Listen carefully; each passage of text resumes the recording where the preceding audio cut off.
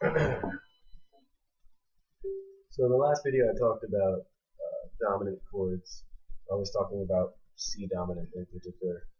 Really, you should be practicing the way that I was talking about the C dominant chord, so your arpeggio, your mixolydian modes, and your chromatic movement between the different degrees of the arpeggio.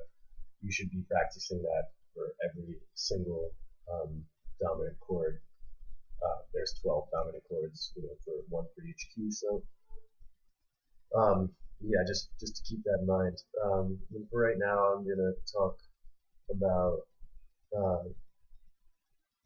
yeah, some stuff relating to improvising over minor chords. So the cool thing about minor is there's a lot of different types of minor. There's the regular minor, the Aeolian mode, which is a natural minor. If you're in A minor.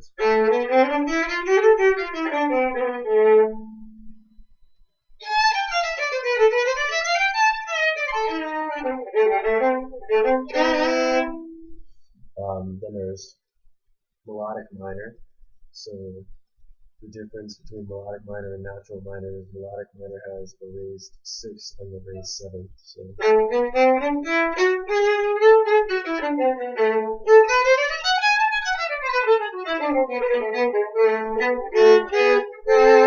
So instead of it's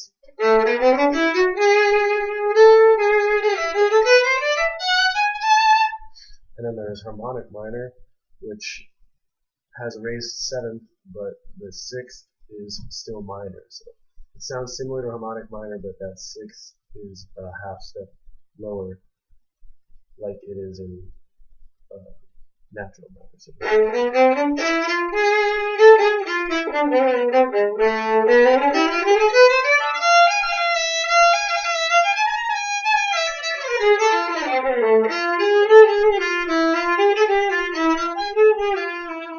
So the cool thing about it is that you get this minor third between the 6th and the major 7th. That interval is what makes harmonic minor sound the way it goes. That's the sort of Arabian type feel, or gypsy type feel.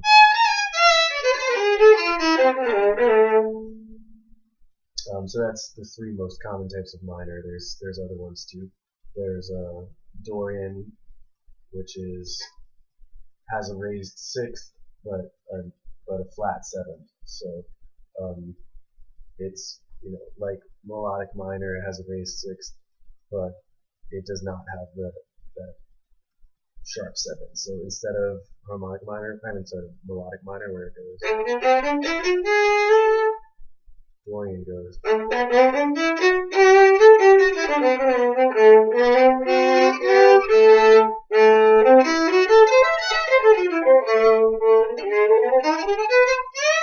Alright, so that's just for the four most common minors. There are others, but I'd like to talk about improvising over minor chords in the same way that I talked about improvising over dominant chords. So you can take the arpeggio of a minor chord the same way you do of a dominant chord, and then you can use the chromatic approach in that. The arpeggio just being 1, 3, 5. So if you're in A minor, it's A, C, E.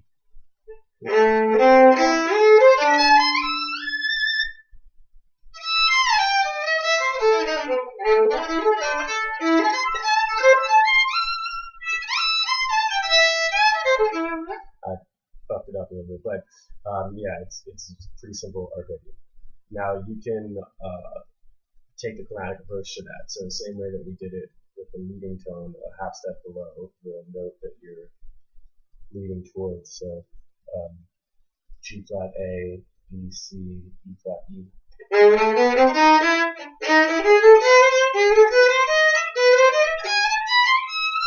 That's something that they do a lot in gypsy jazz music.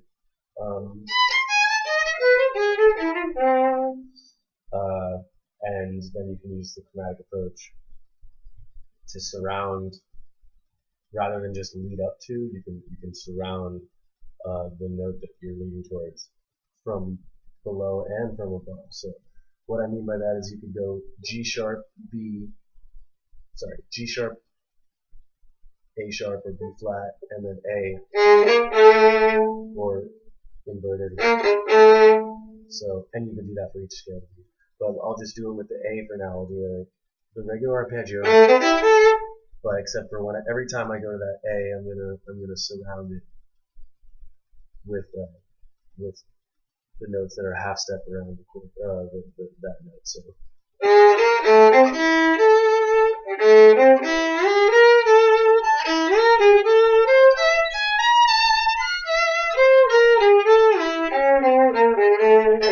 You can do that with each chord of it.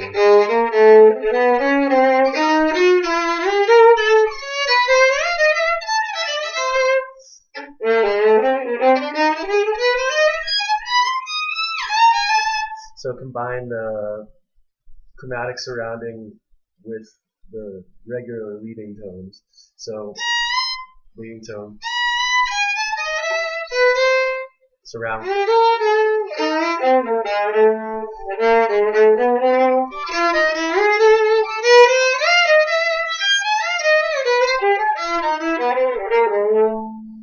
That's all just ways to go chromatically, to chromatically approach the individual scale degrees of the arpeggio. We're not even getting into minor scales. We're just talking about the 1, 3, 5 arpeggio, and you can get some really crazy sounds.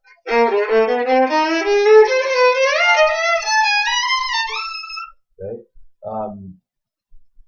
And remember, you can always make things even more interesting, open up more possibilities by changing the rhythm, by leaving space, and by going up and down, by alternating going up and down for different lengths of time and in different rhythms. So.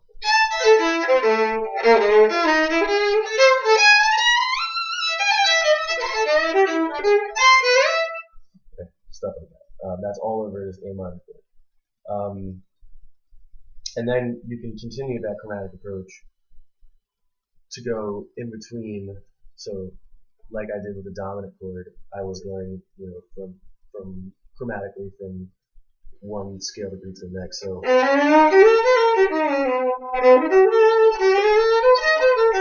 was doing that last time with the C7 chord. So with the A minor chord, you can do the same type of thing. You go chromatically from A to C. It's a minor third. That's like 4 chromatic notes.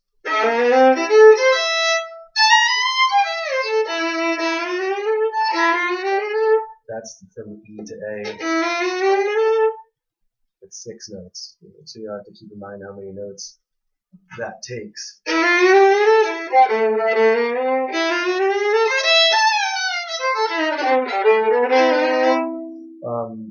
In fact, if you listen to the famous minor swing by Django Reinhardt, Stefan Rapelli, there's that lick at the end of the song is a completely chromatic lick that goes from E, the 5/5 of that arpeggio, to A, the root.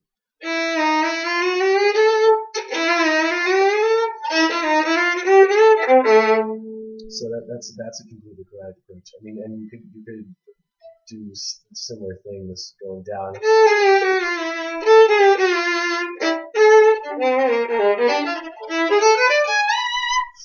Yeah. So that's the way that you can use chromaticism around minor chords. Now that's just one of a lot of different tools you can use over chromatic chords, but that can really get you pretty far.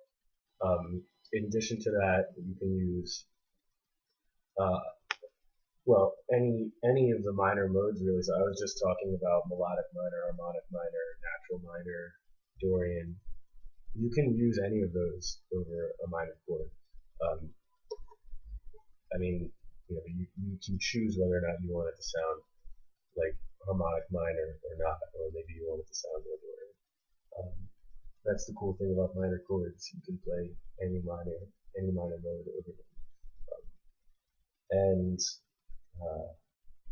then when you really start experimenting around, you can use diminished chords inside the minor chords. So a diminished chord is basically stacked minor thirds. So the one that fits most comfortably with A minor is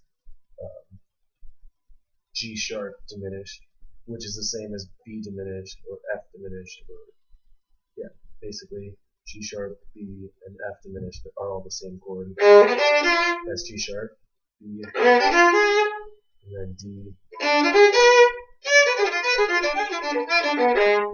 If you remember last time I was talking about tritones, this that sound. In dominant chords, there's that one tritone, like I was describing last time. But in a diminished chord, it actually has two tritones in it. It's built off of these tritones. When you put all these minor thirds together, you get two tritones.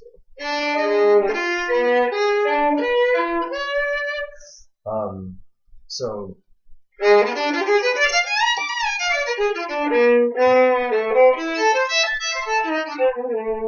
I just resolved it to minor. You can use these tritones to build tension and then resolve back to that minor. So that's perhaps information best left for another time, but that's when you really start having fun with minor chords. You basically use a diminished chord to get out of it, and then you come back into it.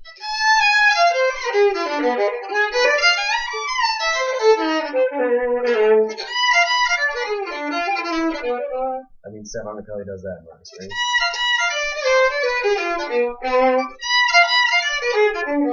Yeah, I believe that's one of Alexia's.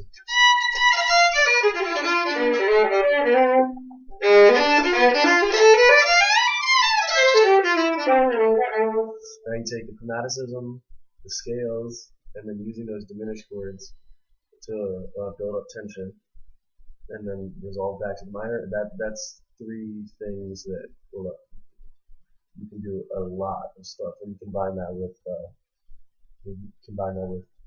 different rhythmic approaches and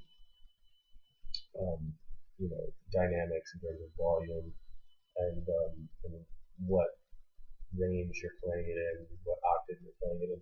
You really have a lot of possibilities there. So I'm going to leave it at that for now with minor chords. I think that's enough for this week.